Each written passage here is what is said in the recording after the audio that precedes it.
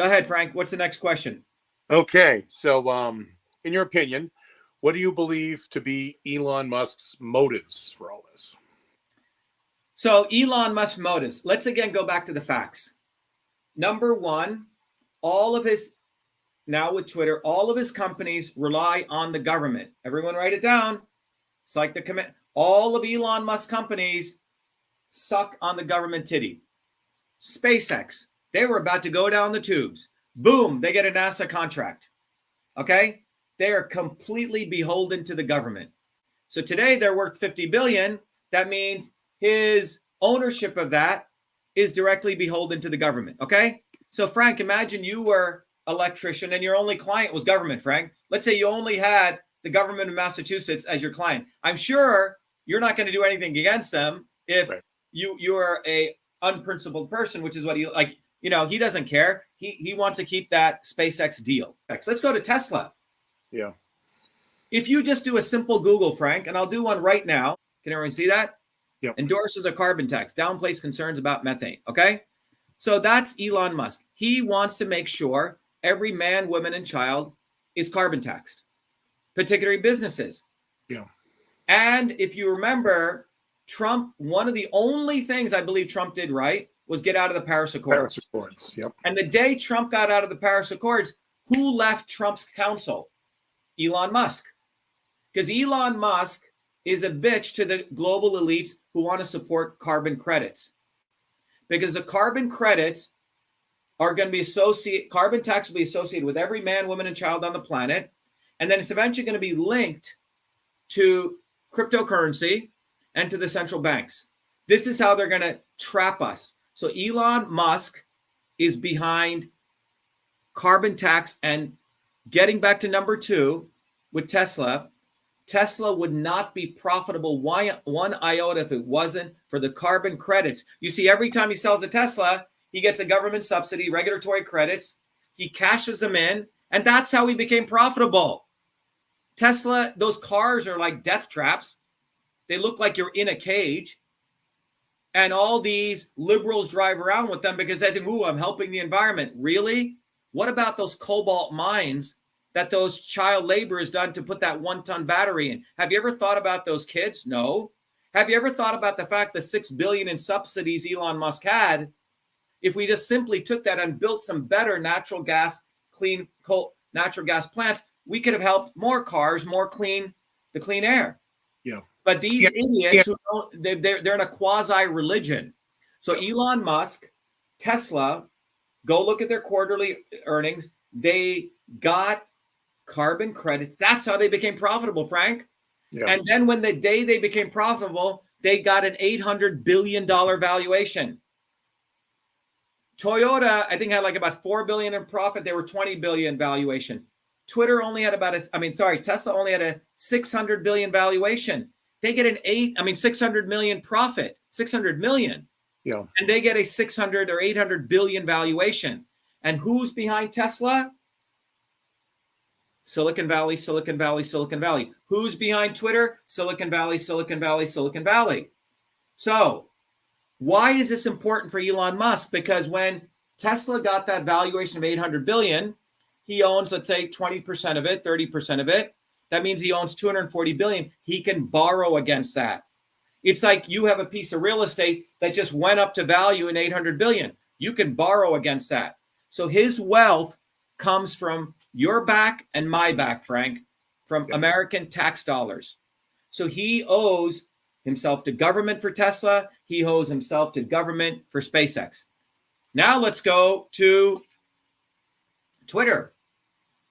Twitter's valuation when he bought it was around $50 billion for $5 billion in revenue. $5 billion in revenue, 50 billion in valuation. That means it's 10 times revenue. That's called a valuation multiple.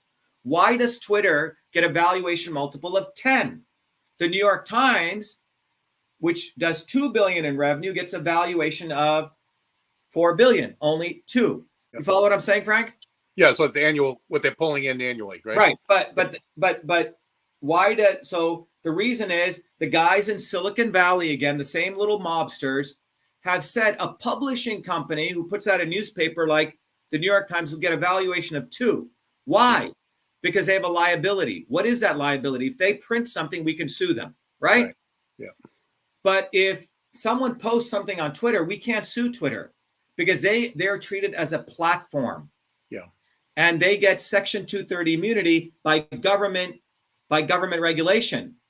And that government regulation gives Twitter a 10x multiple. So you see, Elon Musk's wealth in Twitter is dependent on being government's bitch. That is why Elon Musk will not take down that portal. That is why he avoided that question. So let's play now, Frank, that particular audio of where Clayton Morris is asking him about my lawsuit. And does he know this portal exists and is it active? So again, everyone, listen carefully. Here you go. Hey, thanks, Elon. This is Clayton from Redacted.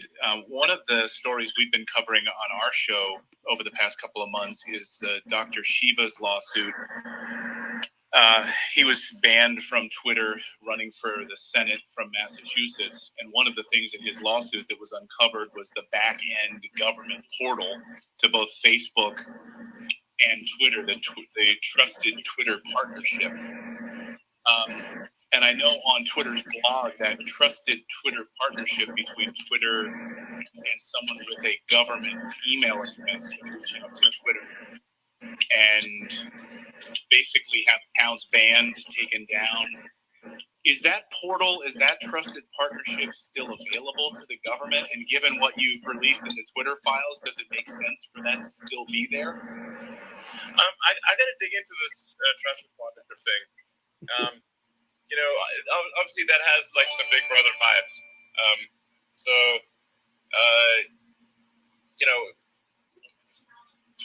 Twitter will adhere to the law, but it will not do. It's not going to go beyond the law. And if there are laws that don't seem to be the interest of the people, then Twitter will push to change the laws to be in the interest of the people. But I'll dig into this trusted partnership thing, find out what's going on. Yeah. All right. So, Frank, what do you think about that answer, Frank? Tell us honestly, and you don't have to mince any words. Yeah, no, he's so full of shit. And in fact, if I asked a serious question like that to somebody and they said, "Oh, I'll get back to you," I'd want the answer like the next morning, like right away. Like, where's his answer? Is he getting back to you? Like, no, he hasn't got back to anyone. Yeah. So that's covering his ass right now. Buys. Look, the important thing is the day that you buy the company. Yeah. Ours was the only freaking lawsuit where Twitter 3 lawyers were dragged into federal court. Yeah. Where they spent millions probably defending against us. Yeah. So you didn't know that? It's in the due diligence documents. He didn't deny he didn't know about the lawsuit. Notice he didn't deny it.